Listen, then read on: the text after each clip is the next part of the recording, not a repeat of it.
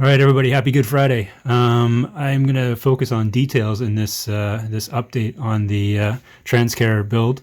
I've been working steadily at night throughout the week on some very tiny things, and I just want to show them off. So first off, I want to say thank you to October Arts One. He commented on a previous video about how I was making the crane wheels, and he came up with a better solution. So I want to give props to him and show him that I actually took his advice. The one thing I did change, instead of just using my triangular file in my drill here, so you basically stick the rod in the drill and tighten the chuck down. I found that the triangular file migrated quite a bit, and you couldn't get a nice straight line. So I'll add to your tip, and I'll just say a razor saw works wonders for scoring the line first off. So you put the rod in the drill, spin it up, and then just rest the razor saw on the styrene, and you can get a nice scored line. Once you have that scored line, the triangular file will stay and not track all over the place back and forth, and then you get your nice V groove, and it's a perfect thing. So these are for one of my cranes here. I'm going to be wrapping some thread around those. These are the I don't know, in physics you actually, the number of times you wrap up, you reduce you reduce the weight on the thing by a factor of whatever. I can't remember what it is, but that's what these guys do for the cranes. So these are the bottom pieces that I've made that go underneath my crane bogies, which I made 2 of. So these are my cranes. They're loosely based on a prototype. This is all scratch built. Yep. Yeah, all this is scratch built. So there's everything from C-channel where the track is, just a styrene square, styrene rod, and some I-beams as well.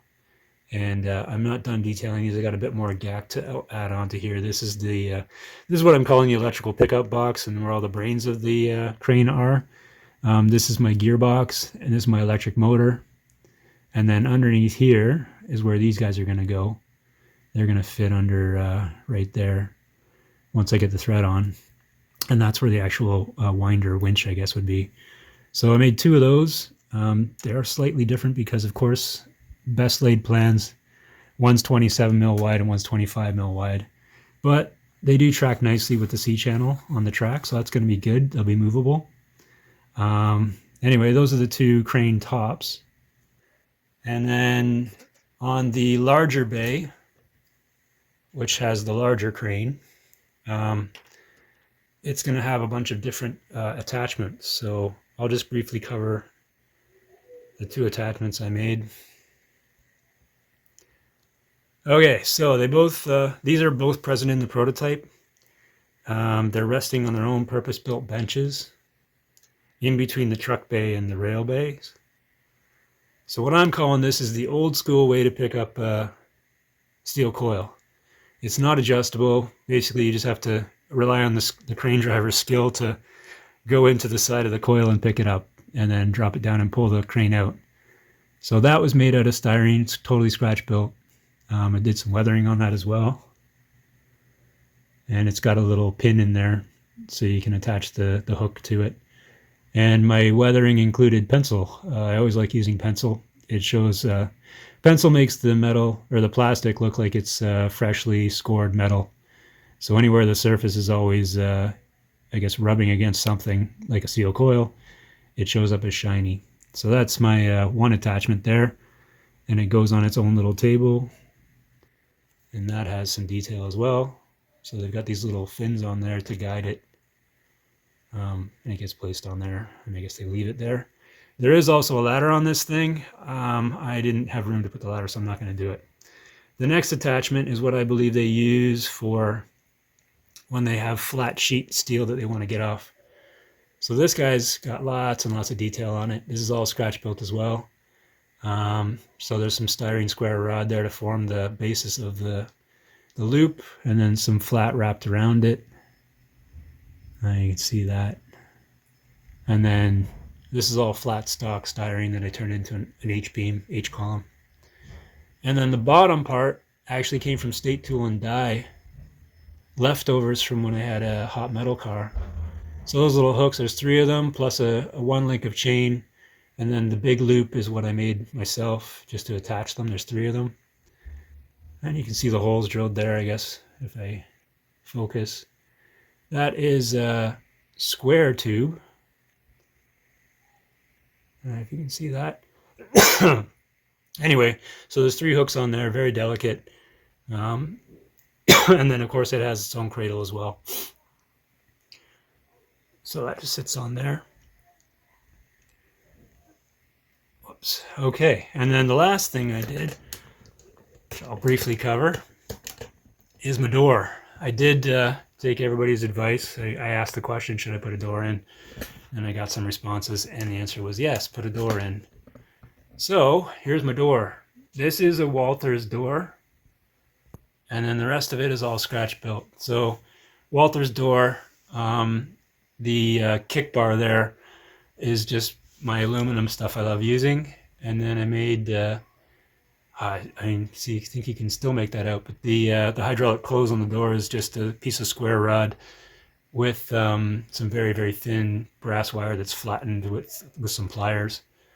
And then the fire hydrant there is a round rod, rounded on one end, and then some square rod stacked on top, which is the silver bit, and then a really thin piece of sheathed wire to do the hose, the black hose. I'll have to get a better shot of that. I'll take a picture of that and put it in the video. And then I had a bunch of options for getting those red or those yellow lines on the floor there. I thought of stenciling it with tape, and I was just like, you're only going to get one chance to do this, and you're going to mess it up, and it's going to look awful, and then you have to repaint the floor.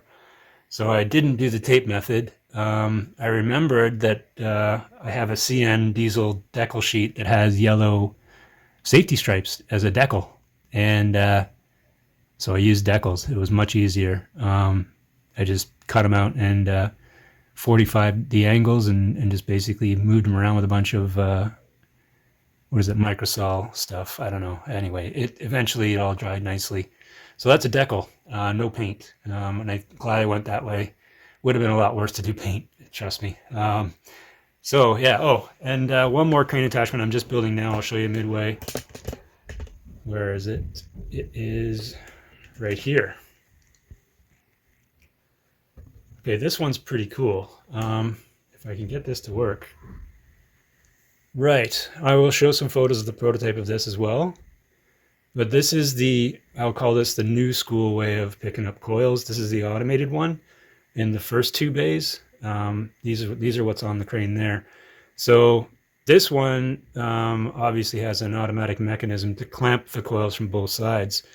And so what I've done is I've just used some C-channel again. Well, actually, I used I-beam and filed off the other side because I didn't have any C-channel to match this. And so there's 2 pieces of C-channel.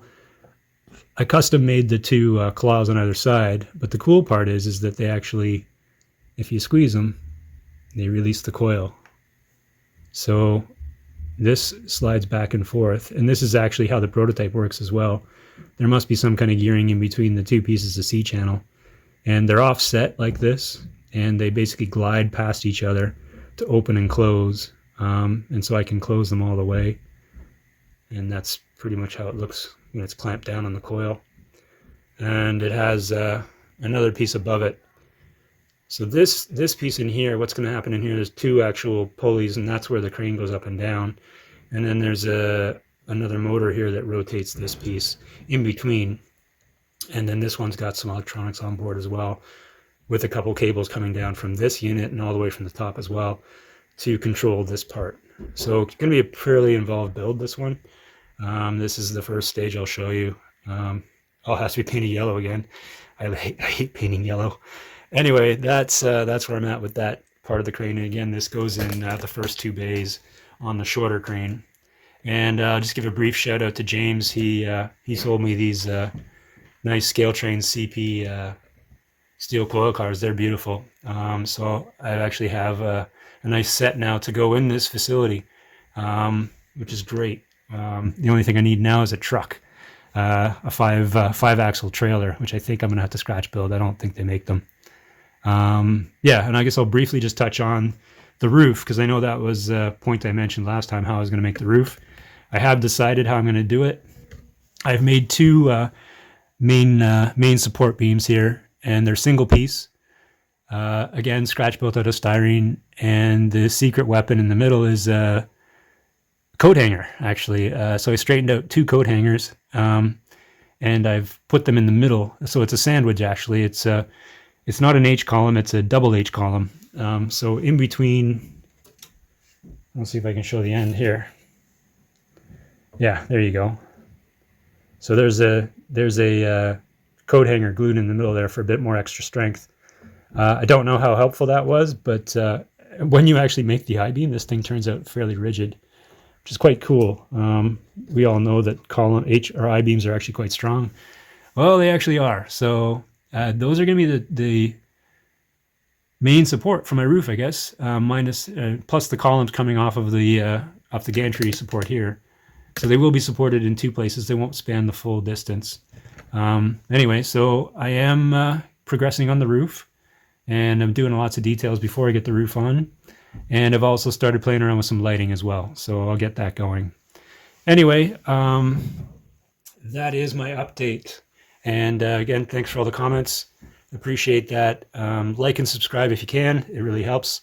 And have a good Easter weekend. Thank you.